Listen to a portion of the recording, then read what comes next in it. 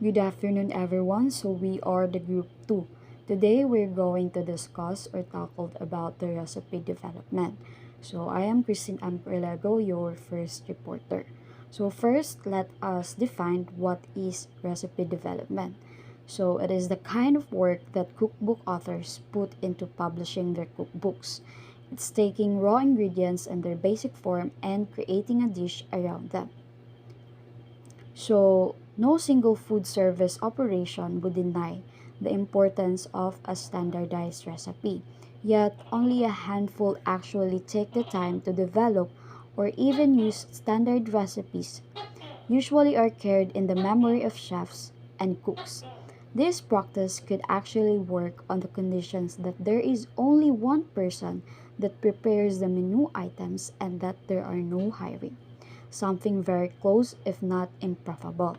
So, having a standardized recipe kuno means having a set way to make a dish that everyone follows. It's like having a cooking rule book.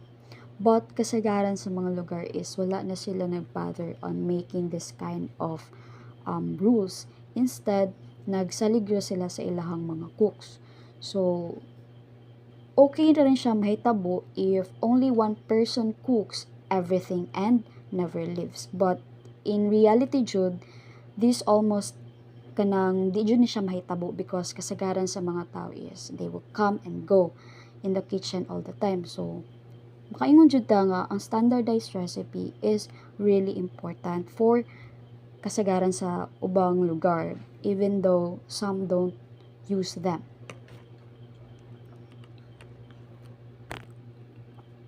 Next is the rationale behind recipe development.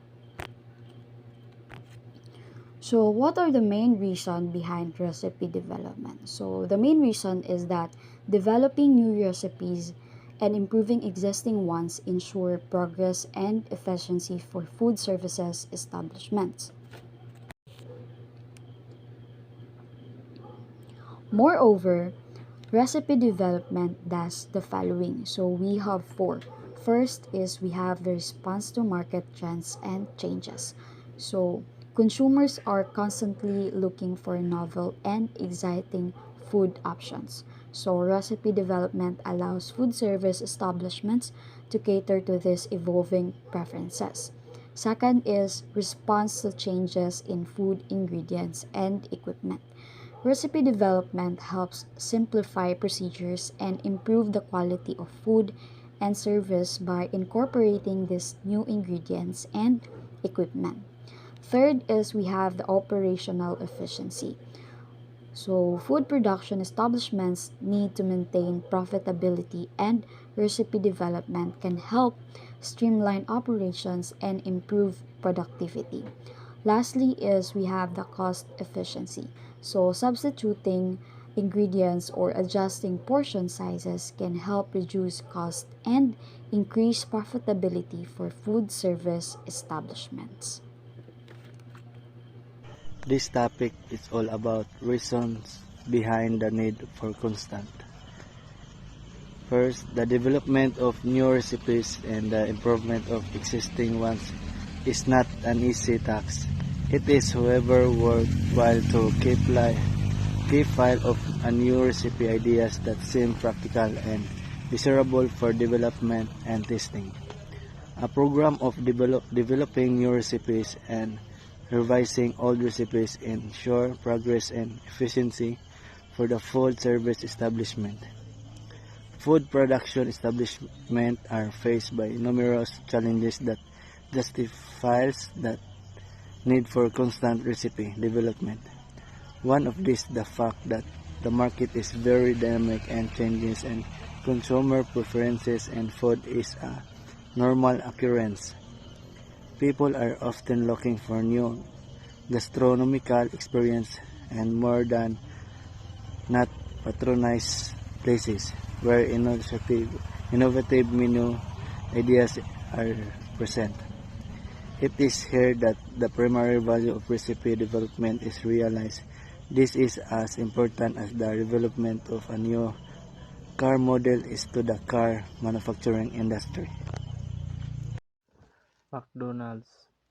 for example, would not be as successful as it is today if it did not invest huge amount of money in the research and development of its product, like the Big Mac or Filet fish. Another challenge for the food production establishment is the changes in technology, which brings about new foodstuff such as convenience, katong mga butang nga para mapadali ang trabaho o unsay gusto pwede nimo and premixes just like McDonald's na sila mix and match as well as changes in new equipment. Today's market is saturated with convenience products that have complemented, if not replaced, the use of certain ingredients. The consequence of this is that recipes have to be constantly reviewed to see if there are ways to integrate these new developments.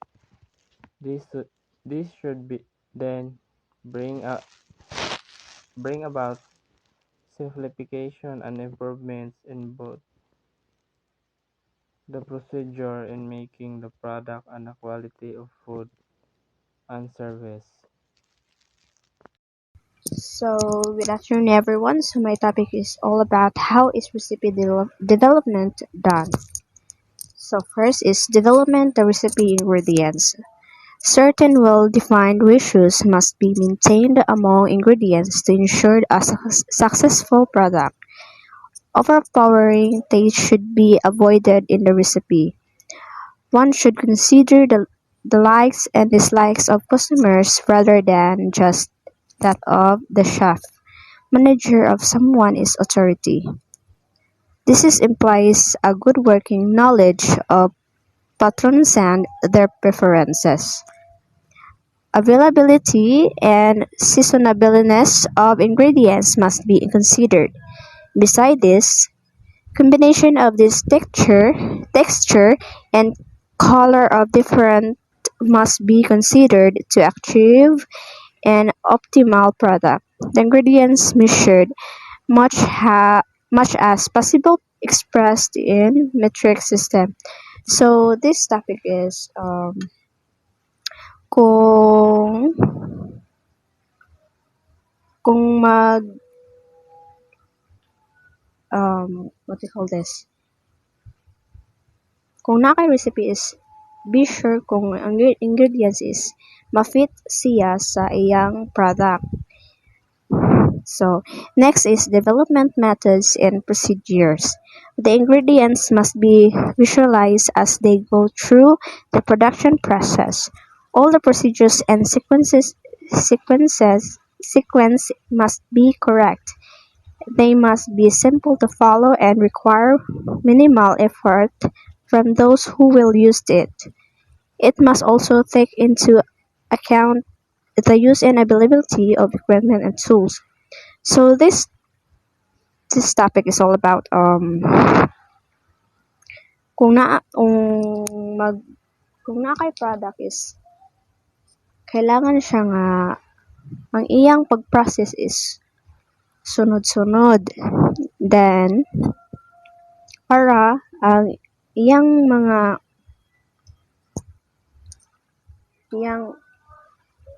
iyang procedure is Good day, everyone. I iyang am product Trixie is Opeda, the manindot next iyang reporter.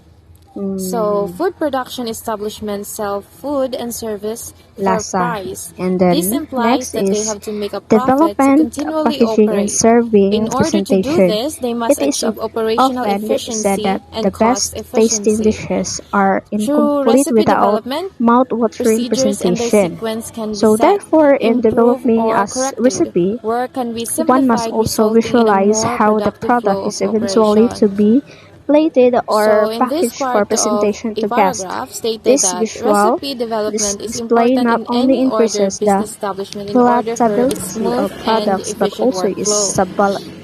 So, salability. moving on to So cost kung for requirements may example, also kung naay necessitate the mag-order need for nimo, recipe changes.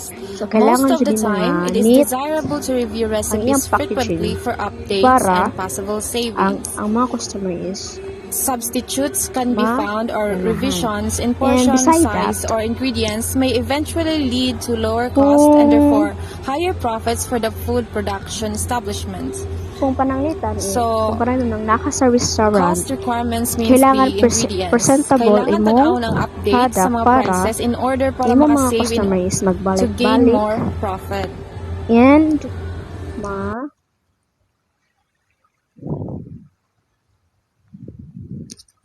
ma-amaze about sa imong product. So that's all about my topic. So next reporter